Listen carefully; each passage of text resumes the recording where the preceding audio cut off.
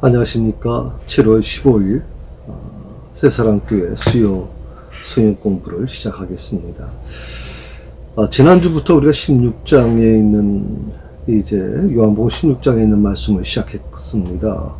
지난주에 어떻게 여러분 공부하시면서 어떤 생각을 갖게 되셨습니까? 특별히 요한복음 16장은 정말 승리에 대한 부분입니다. 고난과 아픔, 이런 어떤 세상의 어떤 도전에 대해서, 그런 아픔과 상처를 갖고 있는 이들에게 예수님께서 위로해 주시는 내용이 오늘 말씀에 있는 내용이죠. 그래서 지난주에, 전체적인 부분을 잠깐 말씀드렸죠.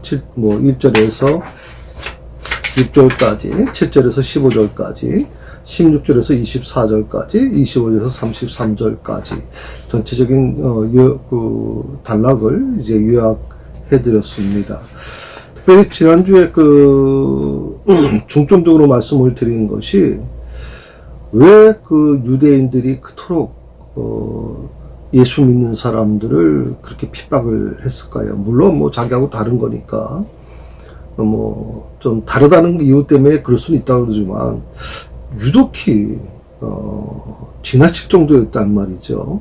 그래서 사도 바울 같은 경우에도, 예수 믿는 사람들을 아주 작정해서 아주 핍박하지 않았습니까? 그 이유가 뭐냐?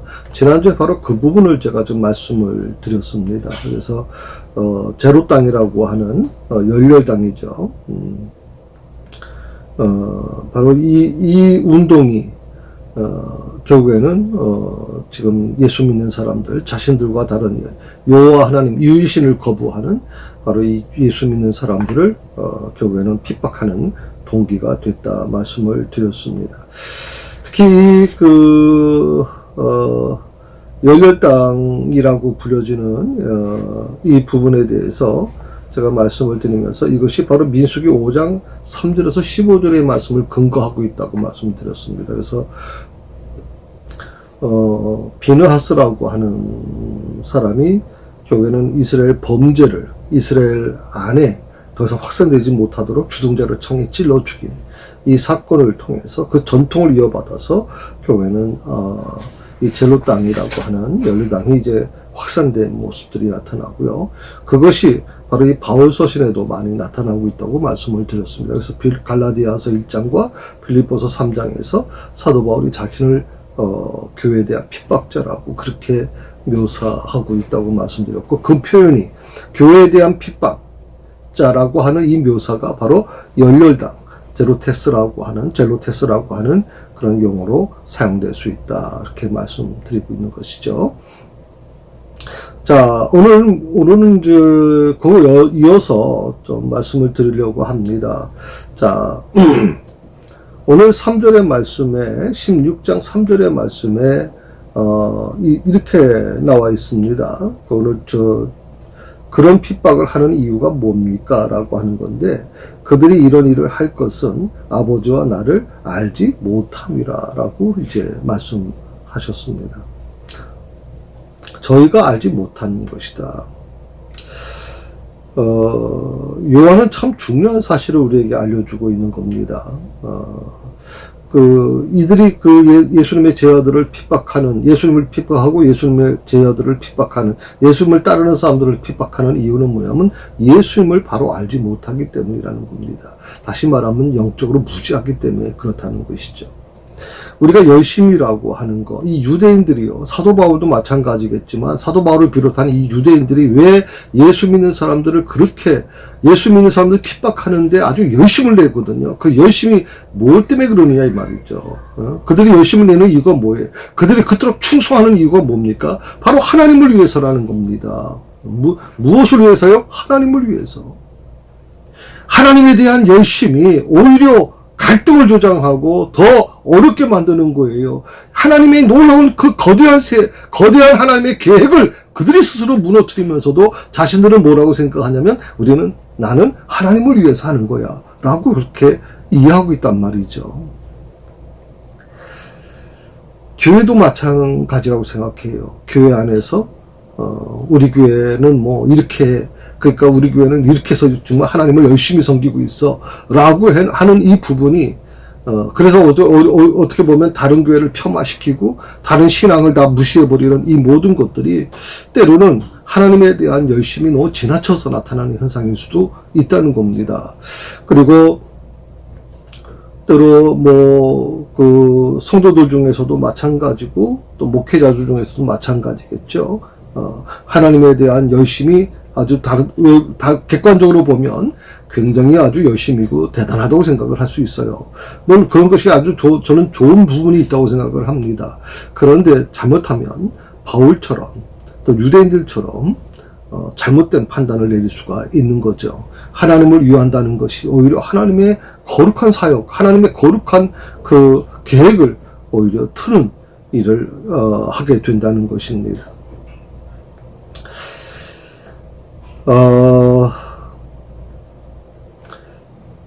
오늘 예수님께서 왜 그 사실을 말씀하십니까? 라고 하면서 질문을 하면서 교재 1절과 4절의 말씀을 오늘 적어놨어요. 그 1절에 한번 보시겠어요? 예, 같이 읽어봅시다. 내가 이것을 너에게 이르면 너희로 실족하지 않게 하려 함이라. 실족하지 않게 하는 것이다.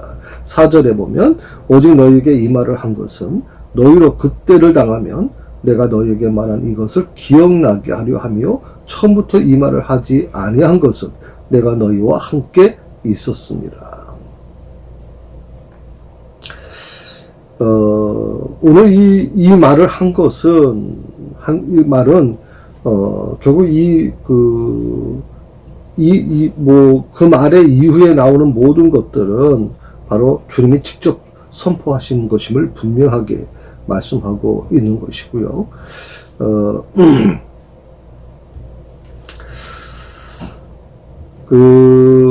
특히 요한복음 16장 1절에서 이제 11절까지 주 내용을 보게 되면 십자가 죽음을 앞두신 주님이 제 아들을 격려하시는 내용이 대다수입니다. 대부분이죠.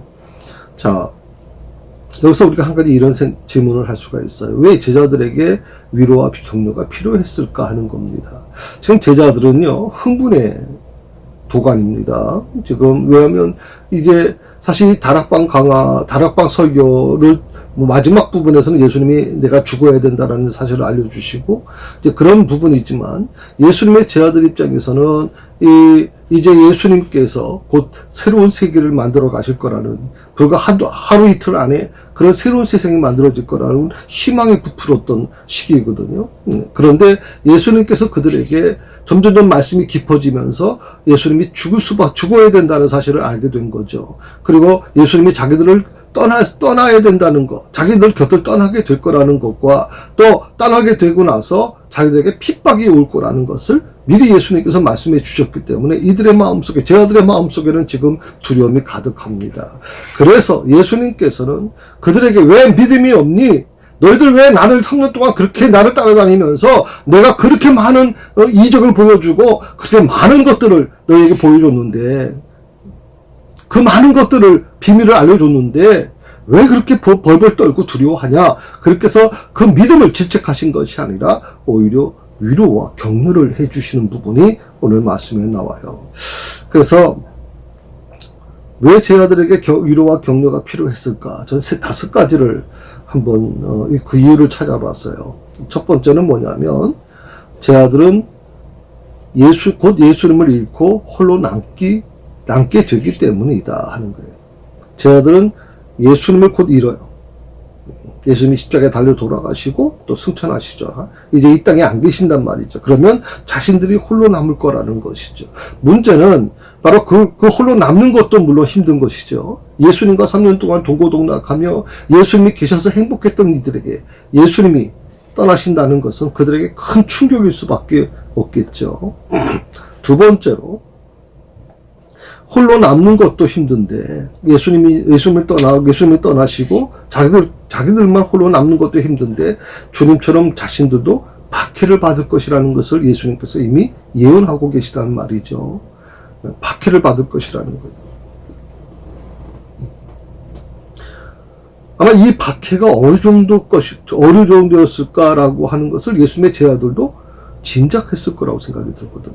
예수님께서 그 박해에 대한 부분을 많은 걸 말씀해 주셨기 때문에 그들이 박해의 정도가 그렇게 단순한 박해가 아니라 굉장히 심한 박해가 될 거라는 것을 알고 있었을 거라고 생각이 들어요. 그래서 박해받는 것에 대해서 그들이 두려워했다. 세 번째로 예수님 왜 제자들에게 위로와 격려가 필요했냐면 출교를 당하고 죽임당하기까지 할 것이기 때문에 그 박해의 정도가 어느 정도 거냐? 출교를 당한다. 그러니까 예수님의 제자들이 대부분 유대인 아닙니까? 그런데 유대인 사회에서 출교를 당한다는 것은 이거는 뭐 거의 죽은 것 같은 거죠. 지금도 이슬람 문화권에서는 출교를 시키면 가족들도 도울 수가 없어요. 어떤 생계를 책임질 수도 없고 또 그를 도와주면 안 돼요. 그래서 굉장히 무서운 것이 바로 이 출교라고 하는 건데 이 출교를 당하고 죽임을 당하기까지 할 것이다. 예수님께서는 그렇게 말씀해 주셨어요. 죽임을 당할 것이다. 그러니 여러분 생각해 보세요. 예수님을 통해서 영광을 얻으려고 했던 이들이 이제 출교를 당하고 예수님은 이제 떠나시고 자기들 홀로 남는데 박해가 오는데 그 박해의 정도가 예수님이 말씀하시는 박해의 정도가 놀라운 거예요. 출교를 당할 것이다. 죽임을 당하기까지 할 것이다. 아마 그들의 마음이 싸늘해졌을 겁니다. 네 번째로 제자들에게 위로와 격려가 필요했던 이유가 뭐냐? 그래서 실족할 수도 있을 것이기 때문에. 물론 입으로는 그들은 뭐 하나님은 주님은 예수님은 뭐 하나님의 아들이시요 뭐 그리스도십니다라고 수없이 고백을 했고요. 또 예수님 앞에서 그들은 수없이 자기 자신의 그 믿음에 대한 부분을 장담하고 확신 있게 얘기했지만 그러나 박해를 받고 출교당하고 죽임을 당하기까지 할 것이라는 이 말 앞에서 그들은 실족할 수밖에 없었다. 실족할 수밖에 없었어. 그래서 위로와 격려가 필요했다는 것이죠. 다섯 번째입니다. 주님에 대한 믿음을 버릴지도 모르기 때문에 그래요. 배도할 수도 있다는 것을 예수님이 경고하셨거든요. 배도할 수 있다는. 요즘 우리는 이 말씀을 보면서 지금 우리 시대가 요즘 이 요한복음 16장에 있는 말씀하고도 15장 16장에 있는 말씀하고도 많이 연결되고 있다고 생각을 해봅니다. 지난 주일날 제가 가지치기라고 하는 제목으로 말씀을 여러분과 같이 나눴습니다. 우리가 지금까지 살아왔던 이 기독교, 한국 사회에서의 기독교는 굉장히 강한 느낌을 가졌죠. 그리고 굉장히 모든 사람들이 볼 때 을의 논쟁이 요즘에 일어나고 있지만 갑의 위치에서 기독교가 그동안 서 있던 건 사실입니다. 그래서 예수 믿는다는 것이 결코 부끄러운 것이 아니었고 예수 믿는다는 것, 성경책을 끼고 다닌다는 것, 내가 교회 집사요, 장로요, 권사라고 하는 것, 목사라는 사실이 결코 부끄러운 게 아니었죠. 당당하게 드러낼 수 있었고 그것이 오히려 사업에 도움을 받게 되고 또 같은 믿는 사람끼리 서로 교류하면서 그렇게 오히려 유리한 쪽이 더 많았단 말이죠. 그런데 요즘에 와서 보니까 그게 굉장히 힘들어지기 시작하는 겁니다. 예수 믿는다는 이유 때문에 불리해지네. 예수 믿는다는 것이 결코 사람들에게 좋은 이미지가 아니네. 교회가 문제 덩어리야. 교회를 통해서 막 코로나 바이러스가 확산되고 있는 것 같아. 정부에서 하지 말라면 하지 않으면 되는데 왜 기독교회만은 꼭 그런 예배를 드리려고 하는 거냐. 그리고 여러분이 직장에 가서 보면 또 거래처에 관계된 사람들을 만나보면 여러분 사무실에서나 이런 얘기 듣잖아요. 교회 갔다 왔어? 비아냥거리잖아요.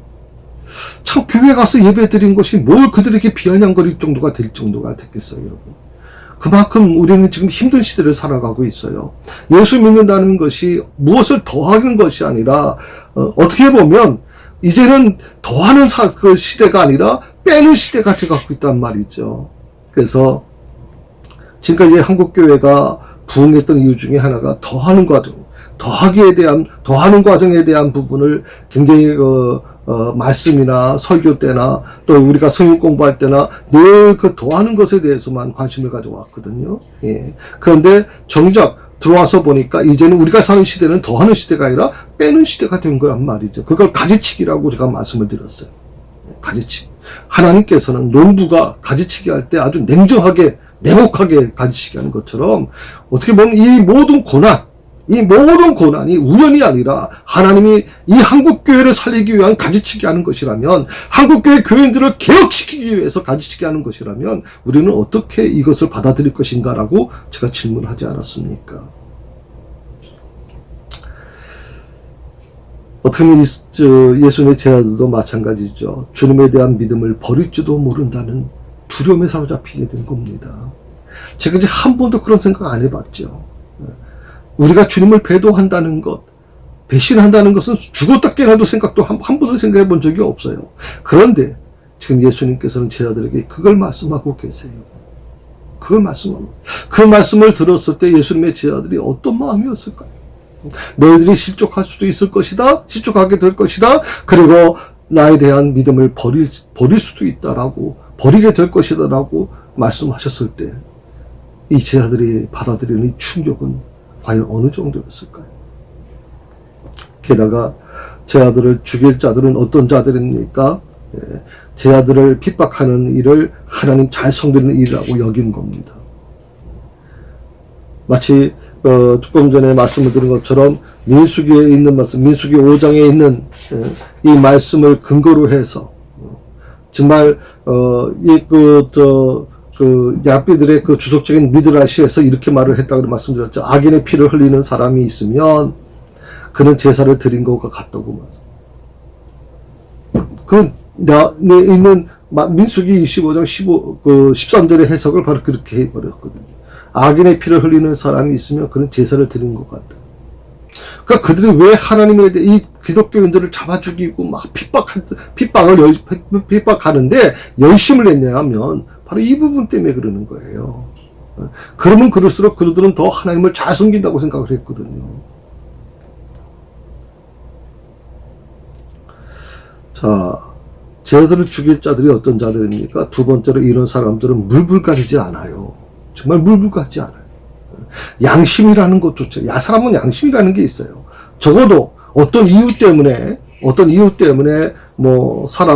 사람을 죽이게 된다면 그래도 그 전에 양심의 가책이라는 게 있어요. 우리가 전쟁을 치르되 전쟁터에서도요, 상대방 적이 나에게 수없이 총탄 세례를 해도 그 사람에게 총을 쏘려고 하면 두려움이 생기게 돼요. 양심의 가책이 느껴진단 말이죠. 모르는 사람인데도.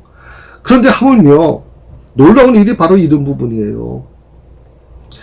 어떻게 보면 전혀 모르는 사람이 아니라 서로 알고 있던 사람인데 예수 믿는다는 이유 때문에 그를 핍박하고 막 죽이는데 앞장서는데, 이런 사람들은요, 놀랍게도 물불 가리질 않아요. 정말 이게 무섭다고 생각이 들어요. 물불 가리질 않아요.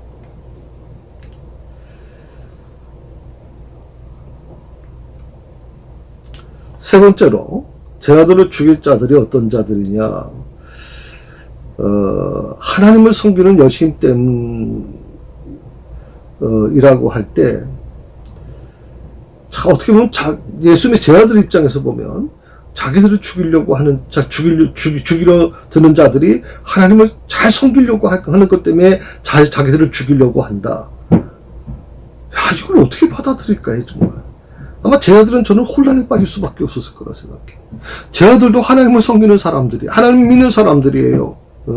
다만 차이가 있다면, 그들은 유일신 하나님, 여호와 하나님을 믿는 사람이라면, 그들은, 예수님의 제자들은 삼위일체 하나님을 믿는 사람들이잖아요. 그런데 놀라운 것은 하나님을 섬기는 열심 때문에 자신들을 죽이려고 한다고 하는 이 사실을 받아들일 때, 다른 것도 아니고, 종교가 다른 것도 아니고, 각자 하나님을 믿는 사람들이 그 열심히 지나쳐가서 물불 가리지 않고 자기들을 막 죽이려고 할 때, 제자들은 혼란에 빠질 수밖에 없죠. 저들이 저렇게 진지하게 하나님을 섬기는 열심 때문에 우리를 죽이려고 하는 것을 보면 우리가 뭔가 잘못한 것 아닌가? 우리가 뭔가 잘못한 거, 잘못 믿고 있는 거 아닌가? 그런 의심이 일어날 수 있다는 말입니다. 그래서 실족할 수도 있다는 것이죠. 이런 이유 때문에 주님은 제자들이 걸어온 길이 결코 잘못된 길이 아니다. 제자들이 걸어온 길은 진리의 길이고 승리의 길이다. 그리고 끝까지 지켜나가야 될 길임을 확신시켜주고 있는 것입니다. 어쩌면 지금 우리도 마찬가지입니다. 수없이 많은 지금 문자를 받고 또 경고성 그런 멘트를 받게 되고 또 예배에 대한 부분 때문에 여러 가지 불이익이 우리한테 올 수도 있습니다. 뭐 벌금을 물린다는 얘기까지 들려오지 않습니까? 자, 그런데도 불구하고 우리 스스로 생각할 때 이것이 과연 무엇일까?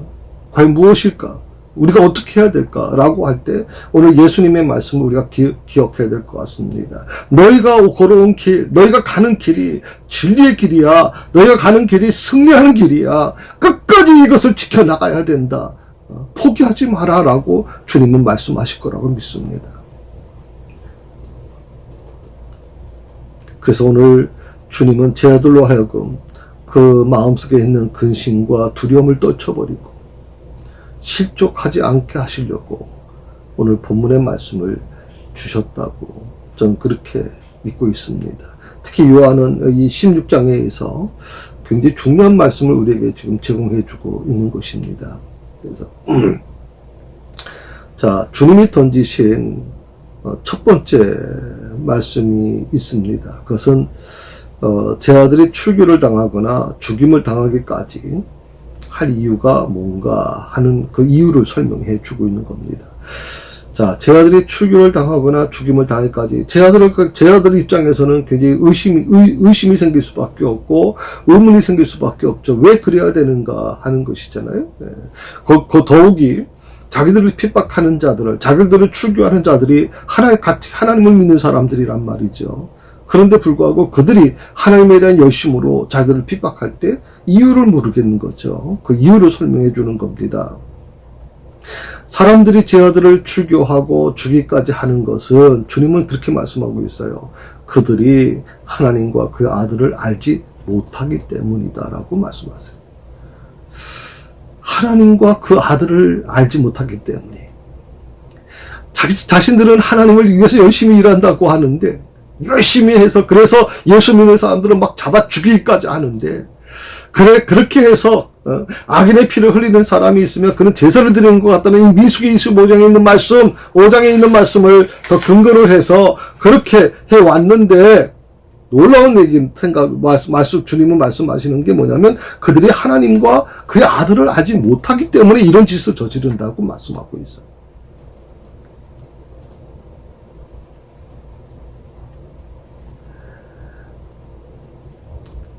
그들이 제 아들을 핍박하는 일을 하나님을 잘 섬기는 일이라고 여겨서 한다고 해도 그것은 하나님과 예수님에 대한 무지와 불신앙의 소치일 뿐이라고 하는 것이죠.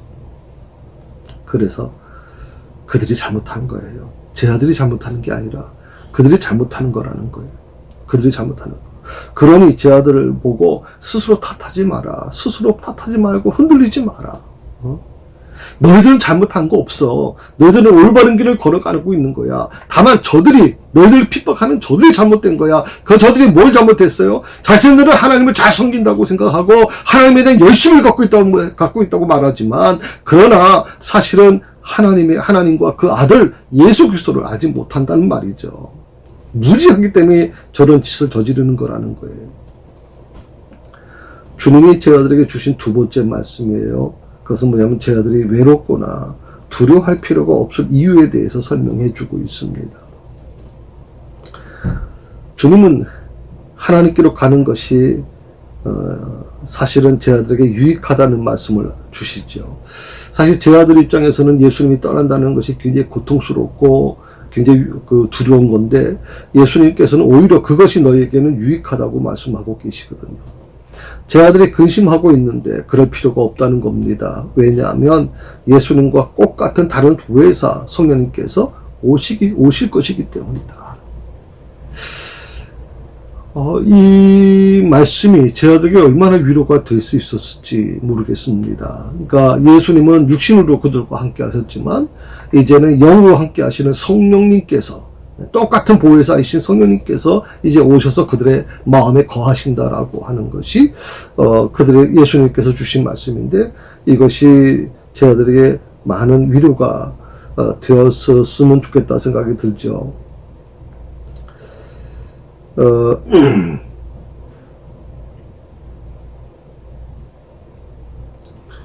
그 1절에 다시 한번 보게 되면 제자들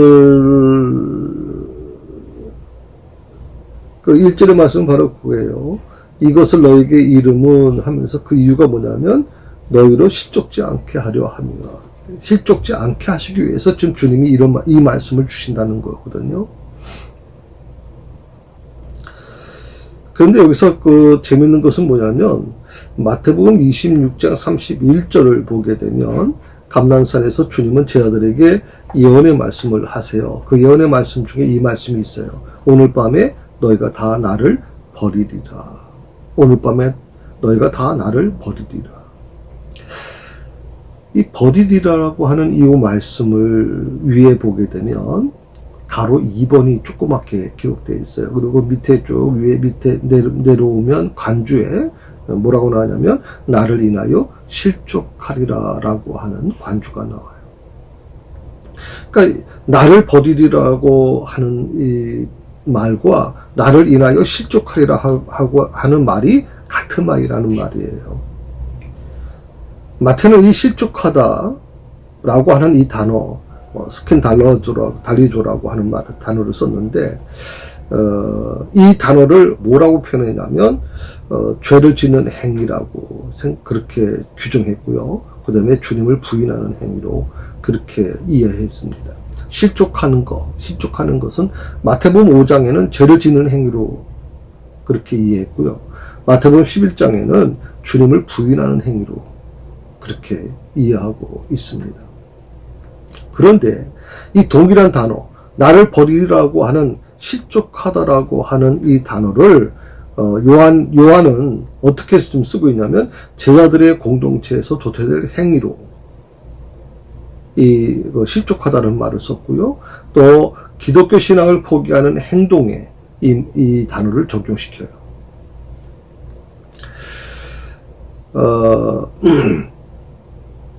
마태와 요한이 왜 같은 단어를 다르게 표현했을까요? 그러니까 실족하다라고 하는 단어를 마태는 이제 버린다라고 하는 표현으로 이제 썼고요. 또 부정적인 시각으로 봤고, 요한은 뭐 실족하다라고 하는 그 단어를 또 같은 내용은 비슷합니다. 다만 공동체에서 도태될 행위로 또 기독교 신앙을 포기하는 행동에 적용하고 있단 말이죠. 그 차이가 뭐냐?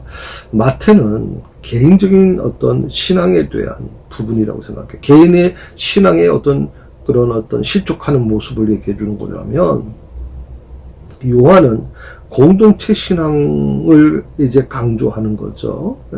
공동체 신앙을 강조하기 때문에 지금 조금 마태하고는 좀 다른 표현이 나오고 있는 거죠. 마태는 어떻게 보면 보다 좀 주관적인 표현이 된 것 같고, 이 요한은 좀 객관적인 표현이 된 거 아닌가. 왜냐하면 요한의 시대는 조금 초대교회, 굉장히 그 교회론이 강한 시대에 기록된 말씀이기 때문에 공동체 적용을 좀 많이 시킨 거라고 생각을 합니다. 4절에 보게 되면 그런 말이 나오죠. 그때를 당하면 이라고 하는 말이 아니라 그때를 당하면, 너희도 그때를 당하면. 이 때라고 하는 거 지난주에도 잠깐 말씀을 드렸습니다. 어떤 시점을 얘기하는 거죠. 시간적인 부분을 얘기하는 겁니다. 때가 이르면이라고 하는, 그때를 당하면이라고 하는 말은 2절에도 그런 말이 나오죠. 때가 이르면이라고 하는 표현이 나오는데, 그때라고 하는 것은 박해자들의 박해가 시작하는 시간이에요. 박해자들의 박해가 시작하는 시간. 누가복음 22장 53절에 보게 되면 주님은 자신을 잡으러 온 체포자들에게 이렇게 말씀하시죠. 이제는 너희 때다. 이제는 너희 때다. 지금까지는 그렇지 않았지만 이제는 너희 때다 하는 거예요. 그러니까 너희 때라고 하는 표현은 아직 때가 안 됐을 때는 너희들은 절대 내 손에, 내 머리카락에 머리카락 하나도 손댈 수 없어 하는 거예요. 그러나 이제는 너희 때이기 때문에 너희가 마음대로 나를 뭐 십자가에 못 박을 수도 있을 것이고 나를 마음대로 할 수 있을 것이다 라고 얘기하는 거예요.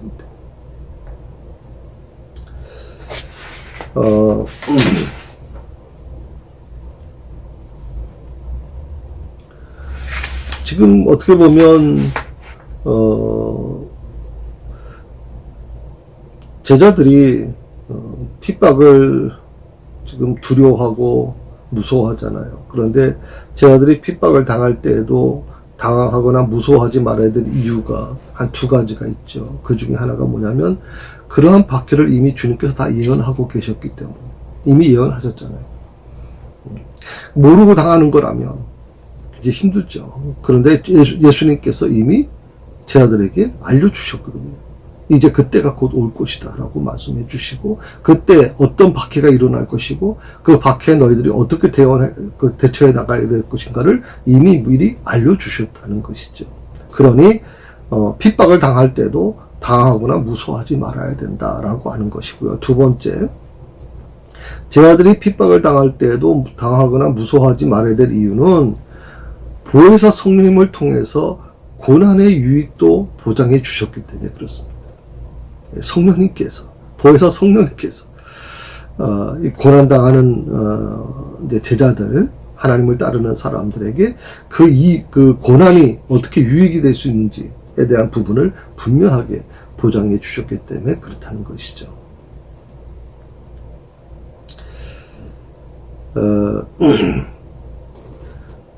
그리고 4절 그 마지막 부분에 보게 되면 처음부터 이 말을 하지 아니한 것은 내가 너희와 함께 있었습니다. 처음부터 이 말을 하지 않은 것.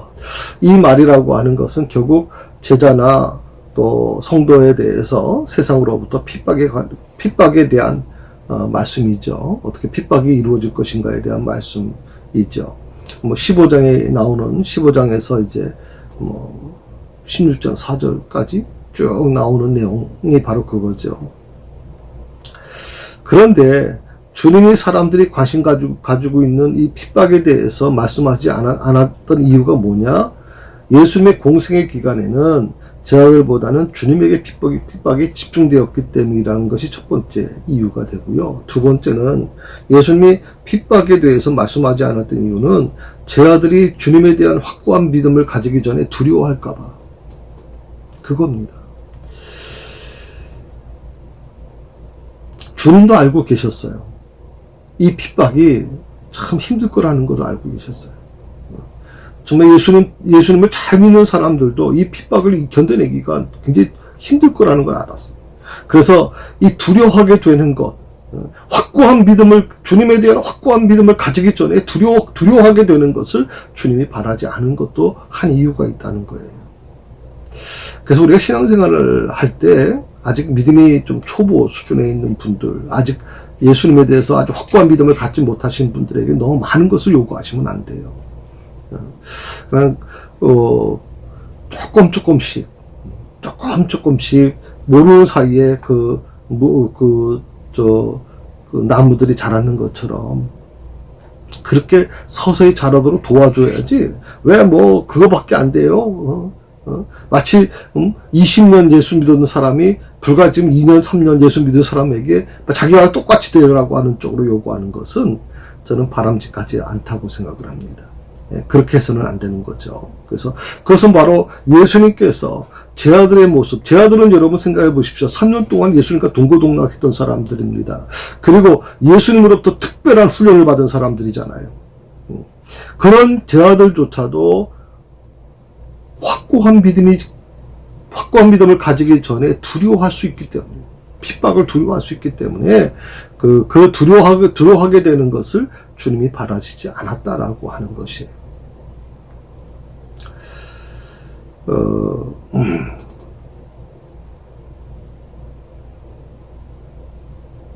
5절 말씀해 보게 되면 지금이라고 하는 표현을 썼어요.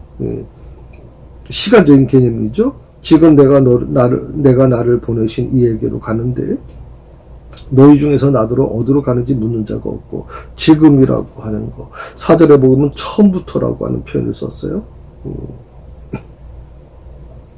처음부터 이 말을 하지 아니한 것은, 그러니까 처음부터 어떻게 보면 비교되는 거죠. 처음부터 이 말을 하지 않은 이유는 제 아들이 아직 믿음이 확고하지 않기 때문에 두려워서 실족할까봐 아직 말씀을 안 하셨다는 것이고요. 지금은 이라고 하는 표현은 바로 이 처음부터라고 하는 단어와 비교되는 단어죠. 주님은 어떻게 보면 이제 자신의 공생애가 끝나고 있다고 생각하기 때문에 이제는 분명하게 말을 하고 있는 거죠. 왜? 더 이상 기다릴 수가 없는 거예요. 이제는 그들의 믿음이 아직은 부족할지 모르지만 이제 그 믿음을 단단하게 서야 될 때가 된 거죠. 언제까지, 오늘 사도 바울의 말씀을 빌려보면 언제까지 이유식을 먹겠습니까? 이제는 엄마의 젖을 먹을 단계가 있고 이유식을 먹을 단계가 있죠. 그리고 이유식에서 이제 일반 밥을 먹을 단계가 있을 겁니다. 그렇게 해서 점점점 그런 것이 점점 성장해 가는 모습이 되어야 되는데, 나는 끝까지 이유식만 먹고 싶어 라고 하면 그건 정상적으로 자랄 수가 없는 거죠. 바로 이 지금이라고 하는 표현은 어떤 시간적인 개념에 있어서 처음의 모습하고 다른 그런 어떤 시점을 얘기해 주고 있는 것이고요. 너희 중에 어디로 가느냐 묻는 자가 없다라고 하는 이 말씀을 좀 오늘 중점적으로 좀 말씀을 좀 나누려고 합니다. 여러분 교재에 보게 되면 이제 그 5절, 6절에 해당하는 말씀이기 때문에 사실 어떻게 보면 예수님께서 왜 이 말씀을 하셨을까 하는 겁니다. 사실은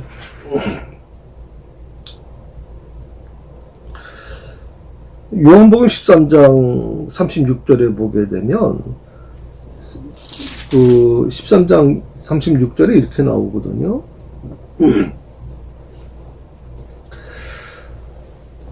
시몬 베드로가 이제 이르되 주여 어디로 가시나이까?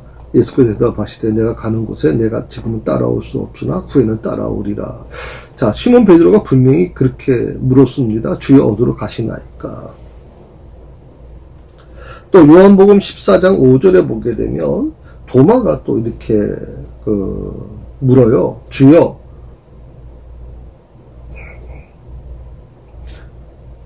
주께서 어디로 가시는지 우리가 알지 못하거늘 그 길을 어찌하겠습니까?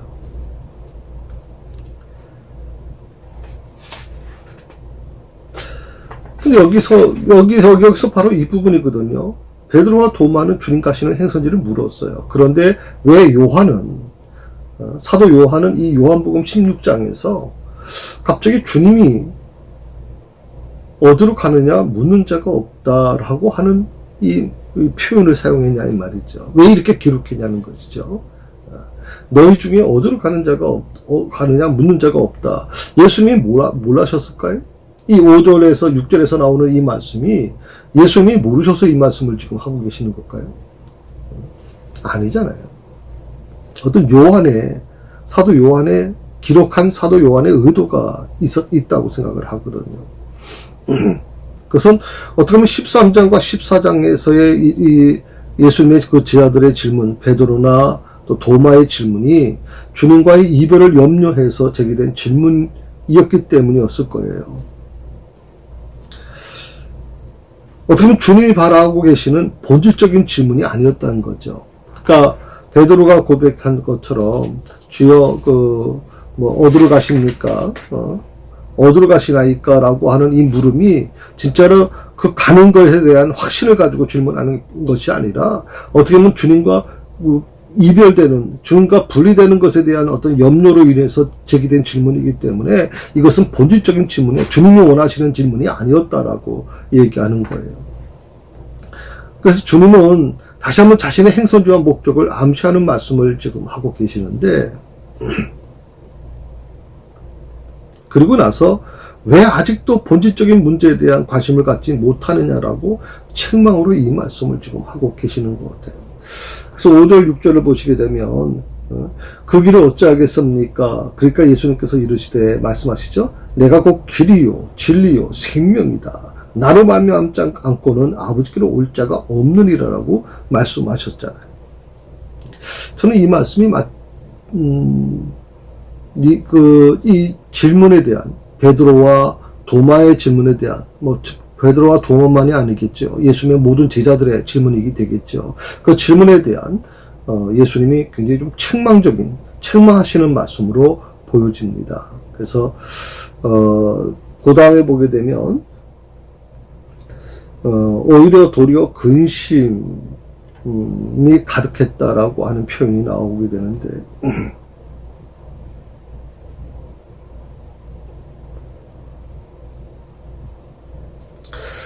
어떻게 보면 이런 부분들은 우리에게 굉장히 좀 안타까움을 좀 주는 부분들이죠. 그래서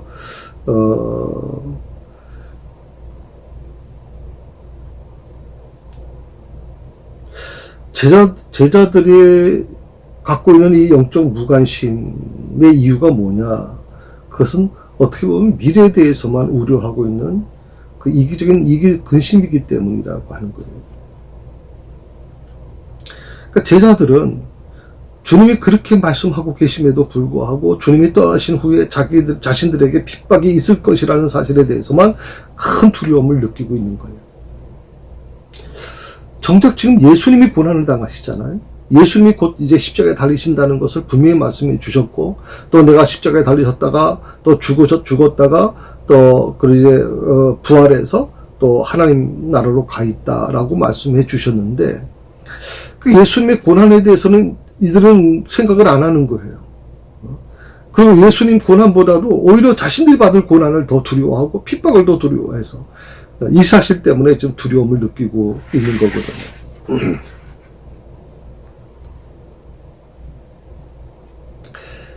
제자들은 주님이 가신다고 하니까 어디로 가시냐고 여쭙기는 했어요. 그러나 주님의 가심의 의미가 뭔지 전혀 몰라요. 주님의 가심의 그 의미가 뭔지, 그리고 주님의 가심이 그들에게 가져오는 유익이 무엇인지를 여쭈려고 하지도 않는 거죠. 그저 생각 없이 어디로 가시나이까 했던 거죠. 그래서 7절의 말씀을 보게 되면 이렇게 말씀하시죠. 너희가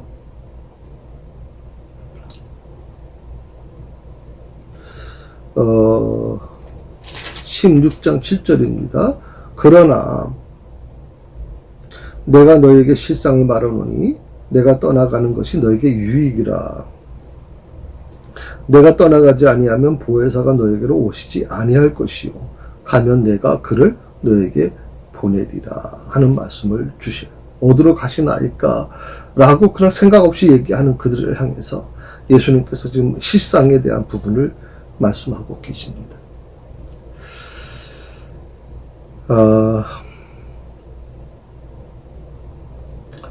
오늘 우리가 같이 공부하는 부분이 지금 5절, 6절에 있는 말씀에 대한 부분이에요. 그래서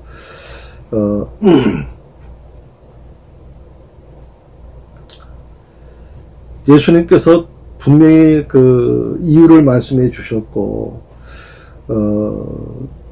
5절에서 지금 내가 나를 보내신 이에게로 가는 것, 너희 중에 나더러 어디로 가는지 묻는 자가 없다라고 말씀하셨고, 도리어 내가 이 말을 함으로 너희 마음에 근심이 가득했다라고 말씀해 주셨어요. 그러니까 정작 어떻게 보면 예수님에 대한 초점으로 우리가 제자들이 바라본 것이 아니라 그 말씀이 가져다 주는 자신들의 어떤 불리한 조건에 대해서 오히려 근심이 가득했다라고 말씀하고 있는 거죠. 이것은 굉장히 어떻게 보면 우리의 삶에도 같이 연결된다고 저는 생각을 합니다. 성도 여러분, 지금은 굉장히 어려운 시대를 우리가 살아가고 있습니다. 더 어려운 시대가 올 수도 있습니다. 지금 이 시대를 포스트 모더니즘 시대라고 그럽니다. 다원주의 시대 라고 얘기하는데요. 어떻게 보면 진리, 지금까지 우리가 갖고 왔던 진리가 어디로 사라져 버립니다. 그래서 진리를 주장하는 자들은 마치 독선주의자들처럼 그렇게 몰아가고 있는 시대를 우리가 살아가고 있습니다. 우리 기독교는 그래서 더 힘든 지금 과정을 겪게 되는 겁니다. 다른 종교도 다 구원이 있고 다 좋은 겁니다 라고 하면 누가 우리를 핍박하겠습니까? 또 또 이렇게 코로나 바이러스가 확산되고 있어서 지금 당장 타 종교처럼 우리 예배 드리지 않습니다. 한 3개월, 4개월, 5개월 그냥 문 닫아 걸면 목사도 편하고 다 편합니다, 여러분. 근데 왜 우리가 정말 주일 문 열면서 그 모욕당하고 정말 어떻게 보면 협박당하면서까지 예배를 고수하려고 합니까? 그건 진리가 있기 때문에 그런 겁니다. 이 진리가 무너져서는 안 된다고 하는 것을 우리가 알기 때문에, 그 진리 편에 우리가 서기 때문에 고난을 감당해내는 것이거든요. 비록 어렵고 힘든 시간을 우리가 가고 있지만 저는 주님 말씀을 다시 한번 여러분에게 들려드리고 싶습니다. 근심하지 말라는 겁니다. 하나님을 믿으니 또 나를 믿으라고 말씀하고 있습니다. 우리는 앞날을 잘 모릅니다. 미래를 알 수가 없습니다. 그러나 우리 주님은 알고 계십니다. 제 아들에게 먼저 미리 말씀해 주셨고 그것을 통해서 제 아들이 이길 것이라고 분명히 주님을 확신하셨던 것처럼 우리에게도 그런 믿음을 주실 거라고 저는 믿습니다. 성도 여러분, 특히 요한복음에 있는 말씀과 또 주의 설교가 같이 연결돼서 좀 더 이렇게 연결된 말씀을 전하게 돼서 저는 굉장히 좀 기쁘고요. 특별히 오늘 15장, 16장, 특히 16장에 있는 말씀 속에서 우리가 겪고 있는 그 모습들이 초대교회 제 아들처럼은 아닐 겁니다. 우리는 그 발등급지도 못 따라가겠죠. 그러나 바로 그 흔적은 비슷할 겁니다. 그 과정은 비슷할 거라고 생각하거든요. 제 아들이 어떻게 그 고난 속에서도 예수님에 대한 믿음을 포기하지 않고 끝까지 지킬 수 있었는지, 바로 그 부분에 대한 부분을 우리가 이 말씀을 통해서 이 세를 살아가고 있는 우리들에게도 적용시켜 나갔으면 좋겠습니다. 수고하셨습니다. 그리고 특별히 제가 다시 한번 말씀드리지만 오늘 이 공부하면서 요한복음 16장, 15장도 우리가 공부했습니다만은 다시 한번 읽어보십시오. 예, 제가 시간상 계속 말씀을 다 통독을 못합니다만은 여러분이 집에서 읽어보시고, 그래서 이 공부가 끝날 때는 16장을 저도 3-4번은 읽으셔야 된다고, 읽으시게 될 거라고 말씀을 드렸습니다. 그렇게 하면서 우리 공부에 같이 참여하셨으면 좋겠습니다. 오늘 밤 편안한 밤이 되셨으면 좋겠고요. 요즘에 잠 못 이루는 분들이 많다 그러는데, 그래서 수면 유도제까지 드셔야 잠을 주무시는 분들이 계실 것 같은데, 하나님께 기도하십시오. 사랑하는 자에게 그 잠을 주신다 하셨는데, 오늘 그런 거 없이도 우리가 편안한 잠을 잘 수 있도록 하나님께서 그런 은혜를 주시기를 바라고요. 많은 근심이 우리를 어렵게 만듭니다. 예수님의 제자들도 적극 근심에 사자앞에 있었지 않습니까? 그런데 예수님께서는 그들에게 오히려 질책하시기 전에, 잘못을 탓하시기 전에, 믿음 없다고 그렇게 혼내시기 전에 놀랍게도 그들을 위로하고 계시는 것을 보게 됩니다. 우리가 믿는 하나님, 예수님 바로 그런 분입니다. 그 하나님을 만나시고 그 예수님을 의지하시고 살아갈 수 있기를 간절히 원합니다. 기도하십시다. 감사합니다, 하나님.